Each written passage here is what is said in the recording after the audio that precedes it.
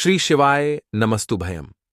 हर हर महादेव। दोस्तों, आप सभी लोग जानते हैं कि 14 अक्टूबर 2024 को पड़ रहा है, सोमवार का दिन। दोस्तों, यह जो सोमवार है, क्योंकि यह आश्विन मास में पड़ रहा है, जिसका बहुत ही बड़ा और विशेष महत्व होता है। और ऐसा दिन पूरे साल में सिर्फ एक ही बार आता है। और दोस्तों, आप सभी लोग जानते हो कि सोमवार का अगर सबसे बड़ा कोई उपाय है तो वह एक 108 चावल वाला उपाय है। तो दोस्तों, इस आश्विन मास में पड़ने वाले सोमवार के दिन आप लोगों को इस 108 चावल वाले उपाय को जरूर करना है। बहुत सारे लोग होंगे जिन लोगों ने इस उपाय को ना किया हो, मतलब पूरा साल निकल गया और उन्होंने किसी भी दिन इस 108 चावल वाले उपाय को ना किया हो। पर दोस्तों, आपके पास एक आखिरी मौका बचा हुआ है, जो कि 14 अक्टूबर 2024 के दिन।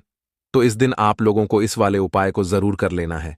भले ही आपने पूरे साल भर अभी तक इस उपाय को ना किया हो, पर अगर आपने इस आश्विन मास में सोमवार के दिन अगर इस वाले उपाय को कर लिया, तो आपको इस उपाय को करने का वह फल मिलेगा जिसकी आपने कभी कल्पना भी नहीं करी होगी।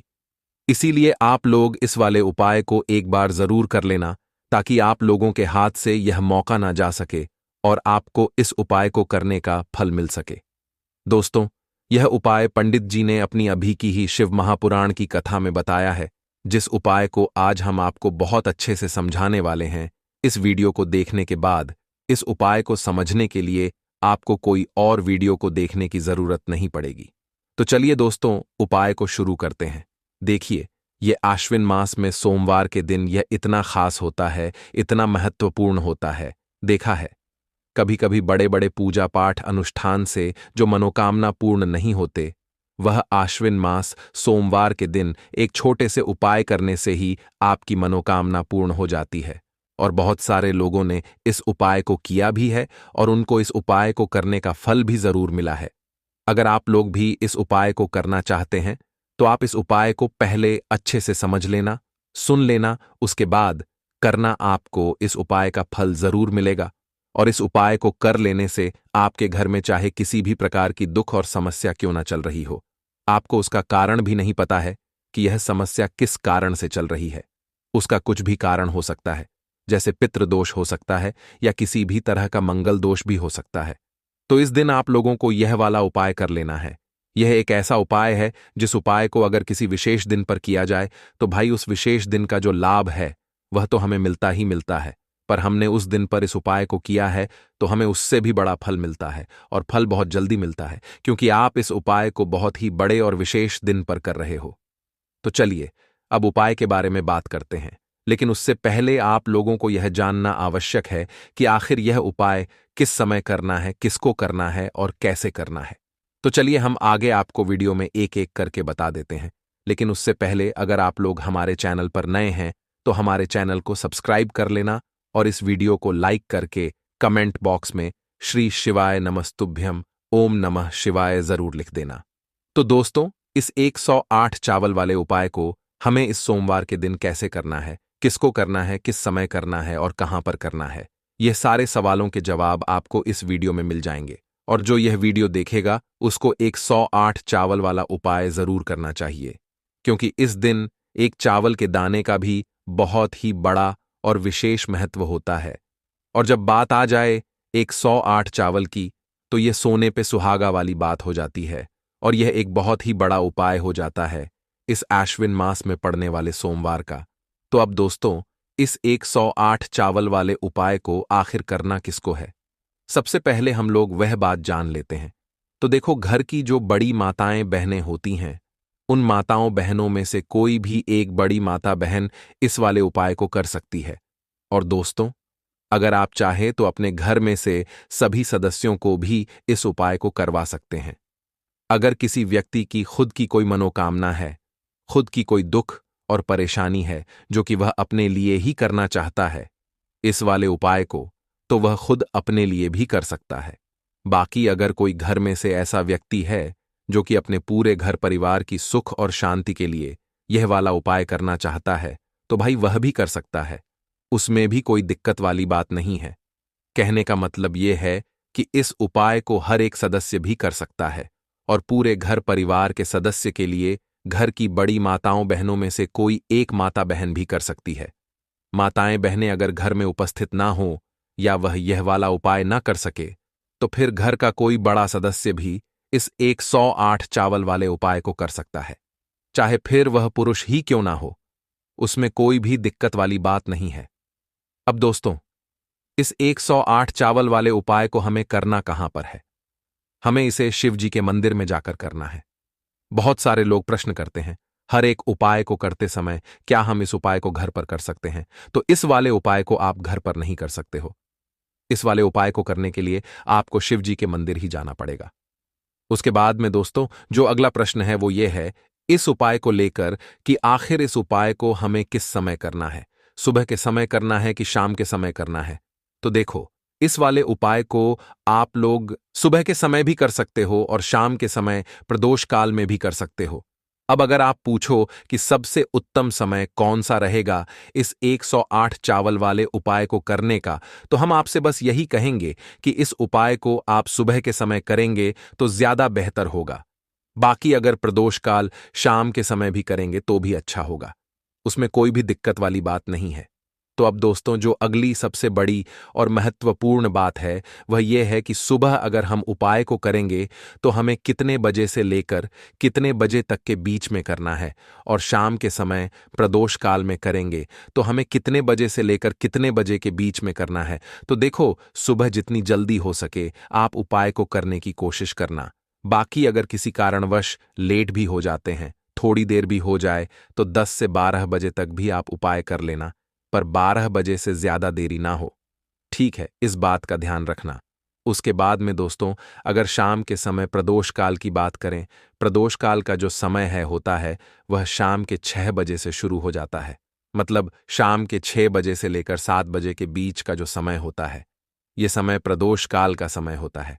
पर अभी जो मौसम चल रहा है, इस मौसम में जो है शाम बहुत देरी से होती है, तो आप इस उपाय को 7 या 8 बजे के बीच में भी कर सकते हो। मतलब शाम के 6 बजे से रात 8 बजे के बीच में आप कभी भी इस वाले उपाय को कर सकते हो, उसमें कोई भी दिक्कत वाली बात नहीं है। अब दोस्तों, यहां पर इस उपाय को लेकर एक और सबसे बड़ी बात यह निकल कर आती है कि इस 108 चावल के दानों को हमें लेना कहां से होता है, और हमें इस उपाय को करने के साथ में क्या और कुछ भी सामग्री ऐसी होती है जो शिवजी के मंदिर लेकर जानी पड़ती है। तो देखो, यहां पर हम आपको बता दें। सबसे पहले आप लोग ये जान लो कि ये जो 108 चावल वाला उपाय है, सिर्फ और सिर्फ आप उपाय की सामग्री लेकर कभी भी शिवजी के मंदिर मत जाना, क्योंकि हमें भगवान के सामने यह नहीं दर्शाना है कि अगर हम भगवान शिवजी के मंदिर आए हैं तो अपने फायदे के लिए आए हैं। तो इसलिए जो भी पूजन सामग्री है, उपाय सामग्री है, 108 चावल, इसके साथ में आपको पूजन सामग्री भी जरूर लेकर जाना है। देखो, अगर सुबह के समय उपाय कर रहे हो तो सीधी सी बात है, एक लोटा जल तो आप लेकर जाओगे ही जाओगे, वही एक लोटा जल। अगर मिट्टी का जल हो तो बहुत अच्छा रहेगा। मिट्टी का जल कैसे बनाया जाता है, इसके लिए हमने पहले से बहुत सारी वीडियो बना दी है। आपके पास इस दिन एक आखिरी मौका रहेगा मिट्टी का जल शिवजी पर चढ़ाने का और उपाय को करने का। बहुत बड़ा आपको इस दिन फल मिलेगा, तो इसलिए इस दिन हो सके तो भाई मिट्टी का जल चढ़ाना तो अपने साथ में कम से कम एक लोटा जल तो आपको लेकर जाना ही जाना है। अगर मिट्टी का जल नहीं है तो घर का जल भी आप इस्तेमाल कर सकते हो। इसके अलावा जो भी पूजन सामग्री है, देखो, 108 चावल यह अलग आपके रहेंगे और जो आपकी पूजन सामग्री रहेगी वह अलग रहेगी। पूजन सामग्री में आप जो भी चीज लेकर जाना चाहे वह लेकर जा सकते हैं, उसमें कोई भी दिक्कत वाली बात नहीं है। वहीं अगर हम बात करें शाम के समय की, तो शाम के समय शिवजी पर जल नहीं चढ़ता है, इसीलिए शाम के समय आप लोग एक दीपक तैयार कर लें जो कि गोल बत्ती का, आटे का, शुद्ध देसी गाय का घी का होगा। इस बात का आप लोगों को ध्यान रखना है, और इस दीपक को आपको घर से जलाकर नहीं लेकर जाना है, भगवान शिव जी के मंदिर में जाकर ही जलाना है। इस बात का भी आप लोगों को ध्यान रखना है। अब दोस्तों, यहां पर हमें इस बात को समझना है कि यह 108 चावल हमें लेना कहां से है। क्या हमें दुकान से लेकर आना है, या हमें अपने घर से लेना है, या कहां से लेकर आना है, और कौन से चावल लेना है, क्योंकि चावल भी बहुत प्रकार के होते हैं। तो देखो, इन सभी सवालों के जवाब आप लोग एक बात में सुन लो कि भाई यह जो उपाय है, इस उपाय में आपको ये नहीं देखना है कि भाई कौन से चावल है कौन से चावल नहीं है। बस जो भी चावल ले रहे हो वह चावल का दाना सबूत होना चाहिए। मतलब साबुत होना चाहिए, टूटा हुआ नहीं होना चाहिए, कटा पिटा नहीं होना चाहिए। ये बात आपको ध्यान रखना है। बाकी आपका चावल बासमती हो या सादा चावल हो या कोई सा भी चावल हो, उसमें कोई भी दिक्कत वाली बात नहीं है। तो सीधी सी बात है कि आपके घर के रसोई घर में जहां पर आप भोजन बनाते हो, वहां पर जो भी चावल आपके उपस्थित हो, उन चावलों में से अपनी एक कटोरी भर लेना या एक मुट्ठी चावल अलग से निकाल कर रख लेना, क्योंकि हम 108 चावल ही यहां पर इस उपाय में लेने वाले हैं, तो हमें यह चावल के दाने गिन कर निकालने पड़ देंगे। इस बात का आप लोगों को ध्यान रखना है। तो अपने उस चावल की कटोरी में से या चावल में से 8 ऐसे चावल के दाने आप लोग निकाल लो जो कि टूटे हुए ना हो, कटे पिटे ना हो, में कोई दाग ना लगा हुआ हो, है ना, अच्छे साबुत चावल के दाने 108 दाने आप लोग निकाल कर रख लो और इन्हें किसी भी एक कागज की पुड़िया में या किसी एक छोटी सी कटोरी में आप लोग रख लो, ताकि यह सुरक्षित रहे, आपके एक भी चावल का दाना इधर उधर ना हो और आपका उपाय भी पूरा अच्छे से हो जाए। तो भाई जैसे ही आपका उपाय की जो सामग्री है 108 चावल ये तैयार हो जाते हैं, उसके बाद में आपको जो भी अपनी पूजन सामग्री है सुबह के समय कर रहे हो, तो एक लौटा जल या पूजन सामग्री जो लेकर जाना चाहो उसकी भी तैयारी कर लेना। और शाम के समय जा रहे हो तो भाई अपना जो दीपक है उसे तैयार कर लेना, ठीक है। और उपाय को करते समय शुद्धता का विशेष रूप से ध्यान रखना, ठीक है। सुबह सुबह स्नान करने के बाद ही उपाय को करने की आप लोग तैयारी करना। उसके बाद अगर शाम के समय की बात करें तो शाम के समय आपको स्नान करने की जरूरत नहीं है, पर शुद्धता का ध्यान रखना है। आपको स्नान तो नहीं करेंगे, आप हाथ मुंह धोकर भी इस वाले उपाय को शाम के समय प्रदोष काल में कर सकते हैं, इसमें कोई दिक्कत वाली बात नहीं है। तो आप अपने उपाय की पूरी सामग्री तैयार करके आपके पास ही में जो आपका शिव मंदिर हो वहां पर पहुंच जाइए। सबसे पहले शिव मंदिर में जाकर आप लोगों को उपाय नहीं करना है, पहले भगवान के दर्शन करना है, भगवान से आशीर्वाद प्राप्त करना है, फिर शिव जी की शिवलिंग के पास में आना है। शिवलिंग के पास में आने के बाद आप जो पूजन सामग्री लेकर आए हुए हैं, जैसे कि सुबह गए हुए होंगे, तो एक लौटा जल और जो भी पूजन सामग्री लेकर आए हैं आप उनसे भगवान शिव जी की पूजन कीजिए। सबसे पहले तो एक लौटा जल ही चढ़ेगा, उसके बाद में आपकी पूजन सामग्री चढ़ेगी। उसके बाद में अगर दोस्तों शाम के समय अगर आप इस उपाय को कर रहे हो तो अपने साथ में कम से कम एक जो दीपक है गोल बाती का जो आप अपने साथ में लेकर गए हो, उस दीपक को मंदिर में जाकर अपनी माचिस से जलाना है और उस दीपक को शिवलिंग के पास में रखना है, ठीक है। इस दीपक को रखने के बाद ही आप लोगों को अपना यह वाला उपाय शुरू करना है और दीपक को ज्यादा पास में मत रखना, वैसे भी गर्मी पड़ रही है, भगवान शिव जी को आंच नहीं लगनी चाहिए, है ना। तो भाई जैसे ही आपकी पूजा अर्चना हो जाती है आप भगवान शिव जी को प्रसन्न कर लेते हैं।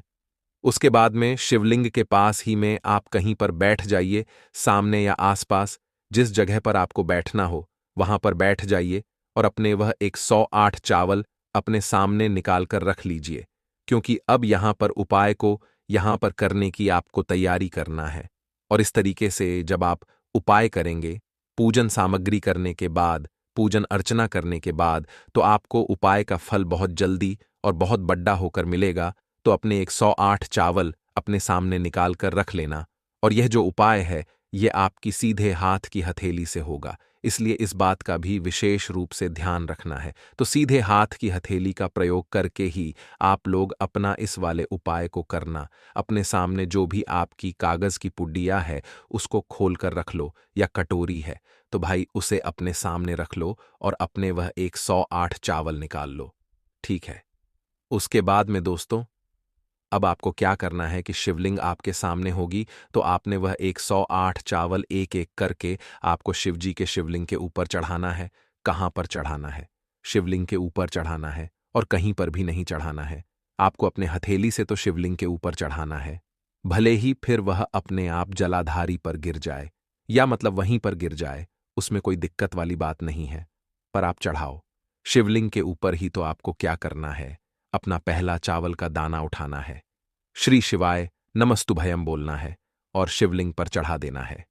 इसी तरीके से दूसरा चावल का दाना उठा है, शिवलिंग पर चढ़ाना है और मंत्र बोल देना है और फिर तीसरा चावल का दाना उठाना है, श्री शिवाय नमस्तुभयम बोलना है और चढ़ देना है।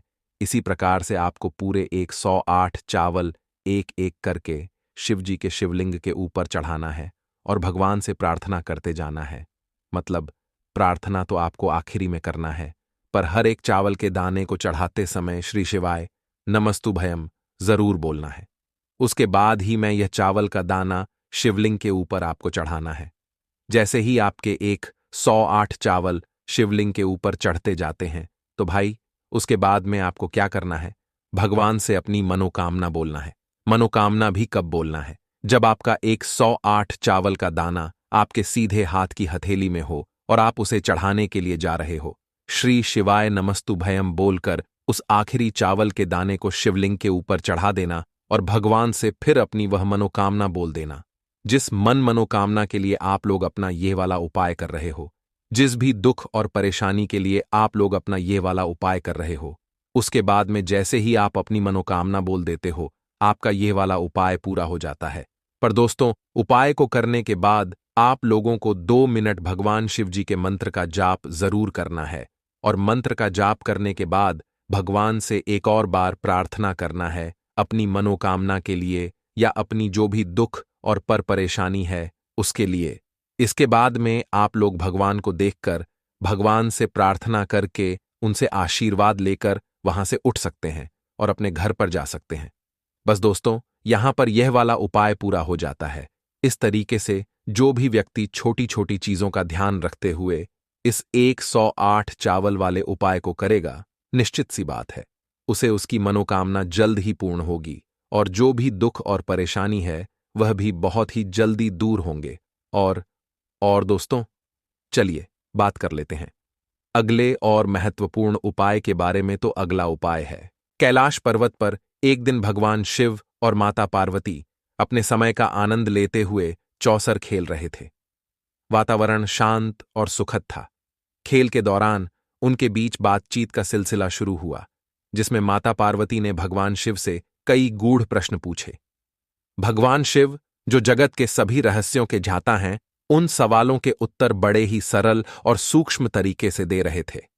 माता पार्वती ने भगवान शिव से एक विशेष प्रश्न पूछा, जो वर्षों से स्त्री पुरुष संबंधों के बारे में लोगों की जिज्ञासा का केंद्र रहा है। माता पार्वती ने भगवान शिव से पूछा, हे प्रभु, क्या कोई ऐसी चीज है जिसे एक स्त्री अपने पति को मरते दम तक नहीं देती? और ऐसा कौन सा काम है जो एक स्त्री हमेशा पति से पहले करना चाहती है? भगवान शिव थोड़ी देर के लिए गंभीर हो गए। उनकी आंखों में एक गहरी चमक आई और वे मुस्कुराए। यह प्रश्न उनके लिए भी गहरा था, क्योंकि यह न केवल स्त्री पुरुष संबंधों की जटिलता को दर्शाता है, बल्कि समाज में स्त्री के स्थान और उसकी इच्छाओं की भी बात करता है। भगवान शिव ने माता पार्वती की ओर देखते हुए कहा, प्रिय पार्वती, यह प्रश्न सरल प्रतीत होता है, परंतु इसका उत्तर अत्यधिक महत्वपूर्ण और विचारणीय है। भगवान शिव ने अपनी बात को समझाने के लिए एक कहानी सुनानी शुरू की। उन्होंने कहा, यह बात बहुत पुरानी है। जब संसार में मनुष्यों के रिश्ते और उनके व्यवहार से संबंधित प्रश्नों के उत्तर ढूंढे जाते थे, उस समय एक राजा और रानी का राज्य था, जहां दोनों के बीच गहरा प्रेम था। राजा ने रानी को हर प्रकार की सुख सुविधा दी थी और रानी ने भी राजा के लिए अपने समर्पण की सारी सीमाओं को पार कर दिया था। राजा ने रानी से कभी कुछ छुपाया नहीं और रानी भी अपनी ओर से सब कुछ राजा को दे देती थी। परंतु एक दिन राजा को यह जिज्ञासा हुई कि क्या ऐसी कोई चीज है जिसे उसकी रानी मरते दम तक उसे नहीं देगी। राजा ने रानी से पूछा, हे रानी, तुमने मुझे अपना सब कुछ सौंप दिया है, लेकिन क्या कोई ऐसी चीज है जो तुम मुझे कभी नहीं दोगी? रानी ने थोड़ी देर के लिए सोचा और फिर बोली, हे महाराज, मैंने आपको अपना प्रेम, अपना समर्पण और अपनी सभी इच्छाएं दी हैं, लेकिन एक चीज ऐसी है जिसे मैं कभी नहीं दे सकती, और वह है मेरा आत्मसम्मान। यह मेरे जीवन का आधार है। जब तक मैं जीवित हूं, मैं आपको या किसी और को अपना आत्मसम्मान नहीं सौंप सकती। पार्वती, इस कहानी से यह स्पष्ट होता है कि स्त्री का आत्मसम्मान उसकी सबसे बड़ी संपत्ति है।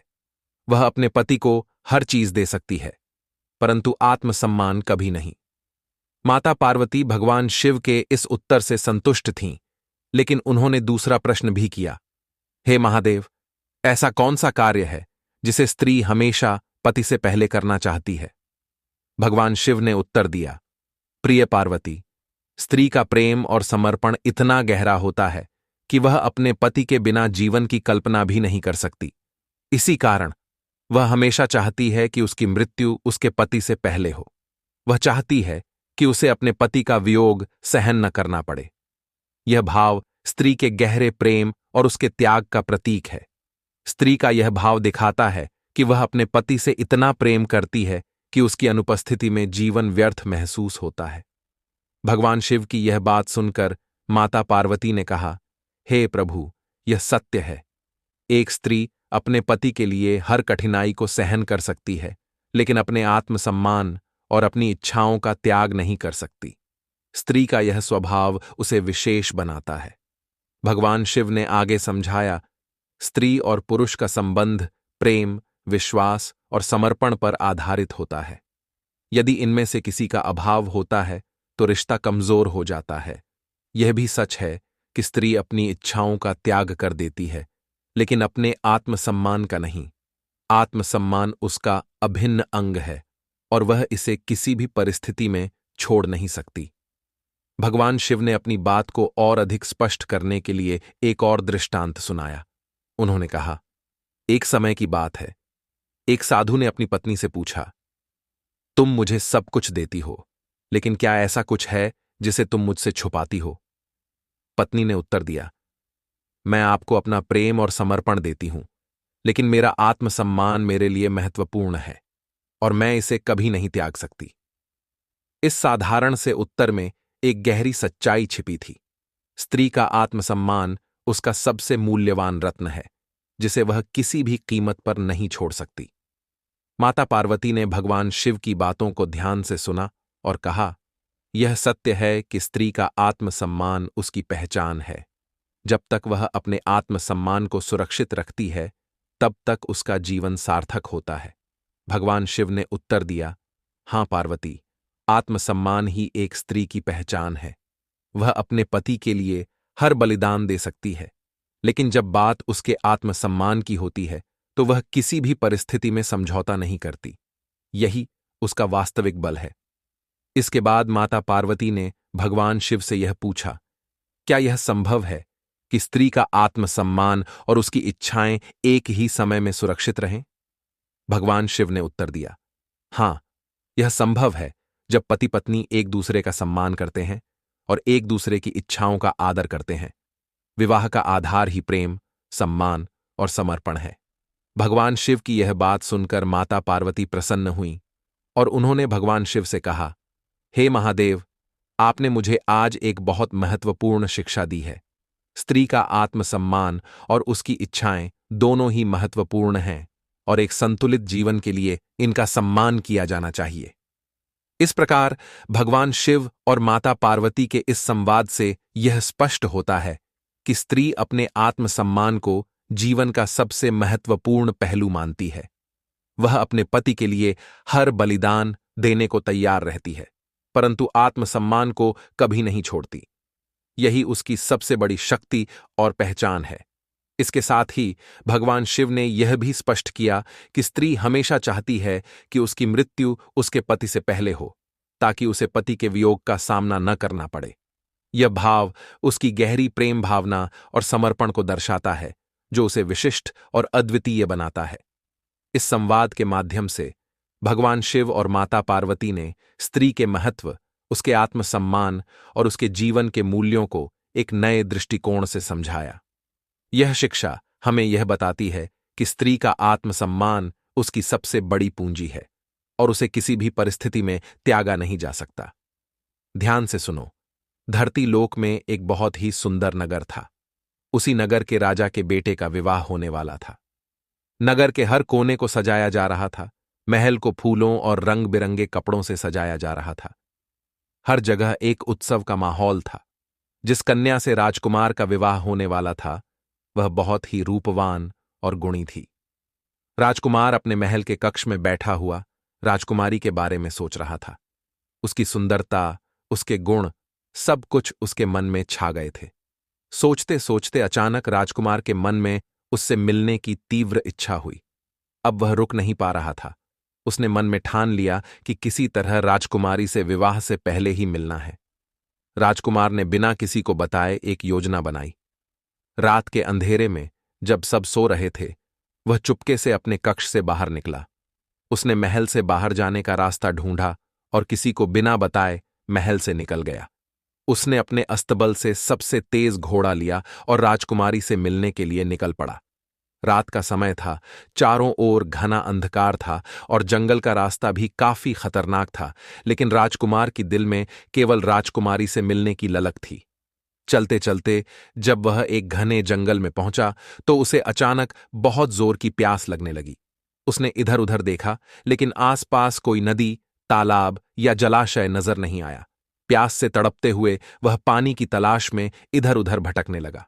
राजकुमार जंगल में काफी दूर तक चला गया, पर पानी कहीं नजर नहीं आ रहा था। अचानक उसे एक झोपड़ी दिखाई दी। वह उस झोपड़ी की ओर बढ़ा और झोपड़ी के पास उसे एक कुआं नजर आया।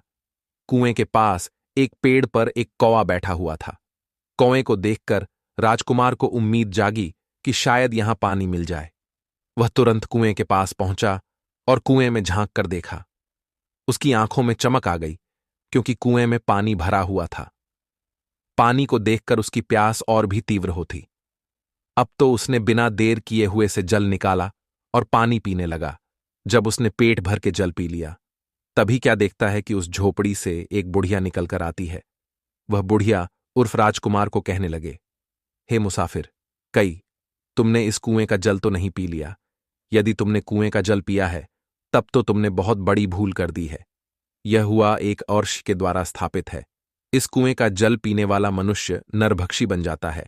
आज से तुम भी हर रोज रात होते ही नरभक्षी बन जाओगे। उस समय तुम्हारे पास जो मानुष आएगा, तुम उसका भक्षण कर लोगे।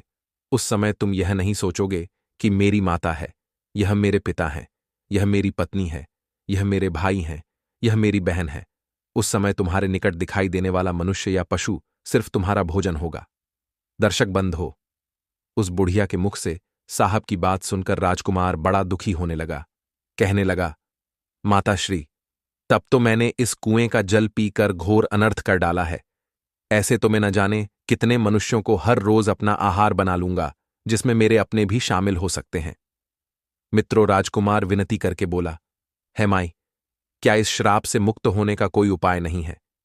यदि नहीं है तो मैं अपने आप को ही खत्म कर लूंगा, जिससे मैं किसी दूसरे को मारकर अपना भोजन बनाऊं। तब बूढ़ी मां कहती हैं, बेटा, शाप से मुक्त होने का उपाय तो है, यदि आप कर सको तो। राजकुमार बोला, हे मां साहब, मुक्त होने के लिए मैं काल से भी लड़ जाऊंगा, तुम बताओ तो सही। तब बुढ़िया कहती है, बेटा, यहां से कुछ मील की दूरी पर एक ऊंचा पहाड़ है। उस पहाड़ पर हरे भरे पेड़ पौधों से भरा हुआ जंगल है। उसी पहाड़ पर एक कायाकल्प नाम की बूटी है। यदि तुम उस बूटी का रस निकाल कर लोगी तो तुम इस भयंकर शाप से मुक्त हो सकते हो गई। लेकिन इतना ध्यान रखना, प्राप्त होने पर तुम किसी एकांत स्थान पर जाकर छुप जाना है।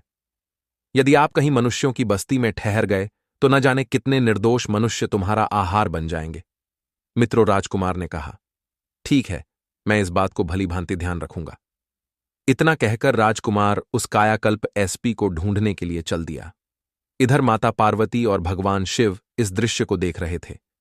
पार्वती जी कहने लगे, प्रभु को समझ में नहीं आ रहा है कि आप मेरे प्रश्न का उत्तर किस प्रकार देना चाहते हैं। भगवान शिव बोले, देवी, धैर्य रखें। आपको आपके प्रश्नों के जवाब इसी कहानी से मिलने वाले हैं। आप बस इस कहानी को ध्यान से सुनती जाइए। दर्शक बंधु, उधर वो लड़का राजकुमार बड़ा चिंतित होता हुआ उस पर्वत की ओर बढ़ता जा रहा था। औषधि वाला पर्वत वहां से काफी दूर था। इधर अंधेरा हो चला था। राजकुमार ने सोचा कि अब आगे का रास्ता मैं सुबह सूर्य निकलने के बाद तय करूंगा। पहले मैं किसी निर्जन स्थान पर जाकर रात गुजार लेता हूं। यदि मैं नरभक्षी बन गया तो मेरे द्वारा निर्दोष लोगों की जान चली जाएगी। मित्रों, राजकुमार अब राजकुमारी से मिलने का विचार को त्याग ही चुका था, क्योंकि वह जानता था कि इस दशा में राजकुमारी से मिलना भी उसके लिए हितकर नहीं है। वो राजकुमार गांव और नगरों को बचाता हुआ जंगल की ओर चला गया, जहां किसी मनुष्य के आने जाने का मार्ग नहीं था। उसने अपने आप को एक पर्वत की गुफा में बंद कर लिया। इधर काफी रात हो चली थी। राजकुमार नरभक्षी के रूप में परिवर्तित होने ही वाला था। इधर बंद हो राजकुमार ने जिस गुफा में अपने आप को छुपाया था, उसी गुफा में एक बड़ा ही खूंखार भेड़िया रहता था। वह भेड़िया आए दिन लोगों की जान लेता रहता था।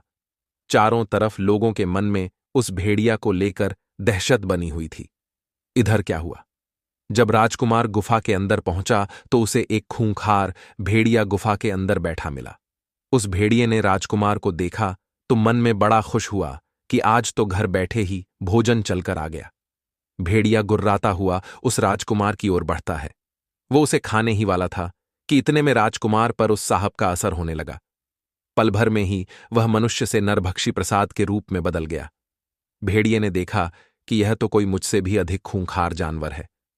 वो एकदम से डर गया और अपने आप को छुपाने के लिए जगह ढूंढने लगा।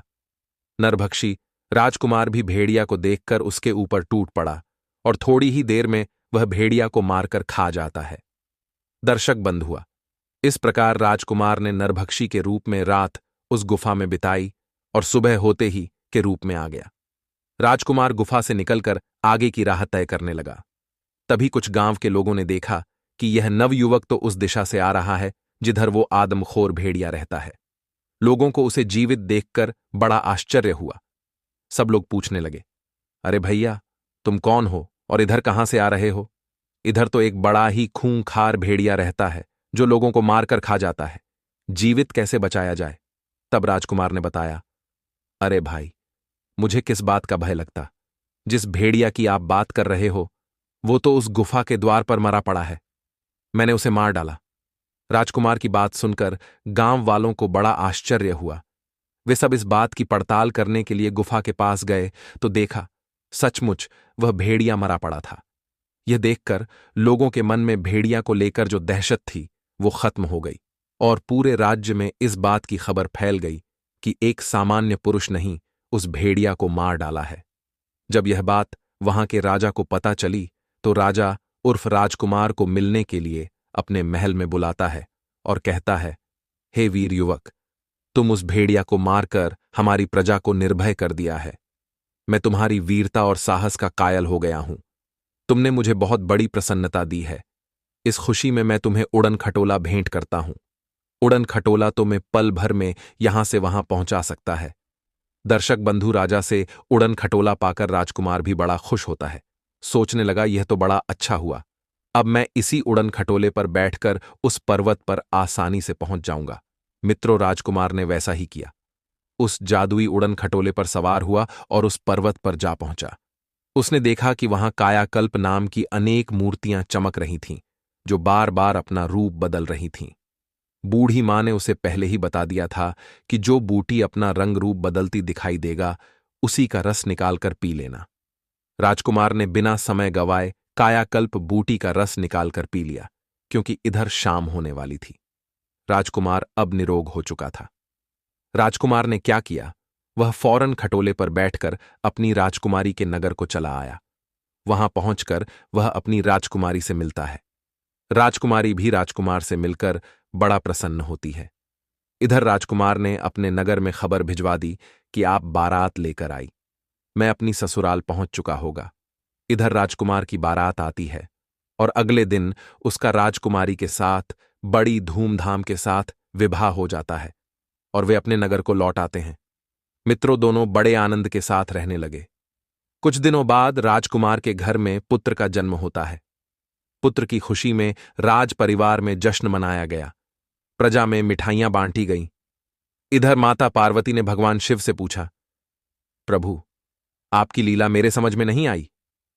एक प्रश्न का उत्तर बताने के लिए आपने मुझे एक राजकुमार की पूरी कहानी सुना दी, लेकिन उत्तर अभी तक नहीं मिला। तब भगवान शिव बोले, देवी, अब बहुत ही जल्द तुम्हारे प्रश्न का उत्तर मिलने वाला है। फिर क्या हुआ है? एक दिन उस राजकुमार के राज्यपाल शत्रु देश में चढ़ाई करती है। राजकुमार अपने दुश्मनों से लड़ने के लिए युद्ध में जाता है। उड़न खटोला की सहायता से उसने दुश्मन सेना को तो खदेड़ दिया, पर युद्ध में तीन लग जाने से उसकी जान चली गई। जब राजकुमार की मृत्यु हो जाती है तो सब लोग उसे अर्थी पर रखकर ले जाने लगे। उसकी पत्नी वहीं खड़ी होकर रोती बिलखती दहाड़े मार रही थी। राजकुमार के सभी परिवारीजन उसे कंधा दे रही थीं और उसे संस्थान की ओर ले जा रही थी। भगवान शिव ने बताया, देवी, यही वह चीज है जो स्त्री अपने पति को नहीं दे सकती और पति तो स्त्री को दे सकता है। हमारे धर्म की यही परंपरा है। पति के मरने के बाद स्त्री उसे कंधा नहीं दे सकती है और न उसे शमशान में साथ ले जाया जा सकता है। तुम्हारा दूसरा प्रश्न था कि स्त्री कौन सा काम पति से पहले करना चाहती है, तो इसका उत्तर है कि सुहागिन स्त्री यह कामना करती है। क्यों? उसकी मृत्यु उसके पति से पहले हो जाए, जिससे उसका पति उसे कंधा दे सके, उसे मुखाग्नि दे सके और उसका तरफ हो सके। और वैसे भी पति के मरने के बाद स्त्री का जीवन शून्य हो जाता है। पति के बिना उसका जीवन जीवन नहीं रहता। कहते ही पति के बिना स्त्री की कोई गति रही है। एक पुरुष के बिना स्त्री का जीवन बड़ा ही कष्टकारी है। भी नारियां बड़ी भाग्यशाली होती हैं जिन्हें पति से पहले मृत्यु प्राप्त हो जाती है और पति के हाथों अंतिम संस्कार होने का सौभाग्य प्राप्त होता है। मित्रों, आप लोगों को यह कहानी अच्छी लगी हो तो वीडियो को लाइक जरूर करें और कमेंट बॉक्स में हर हर महादेव जरूर लिखें।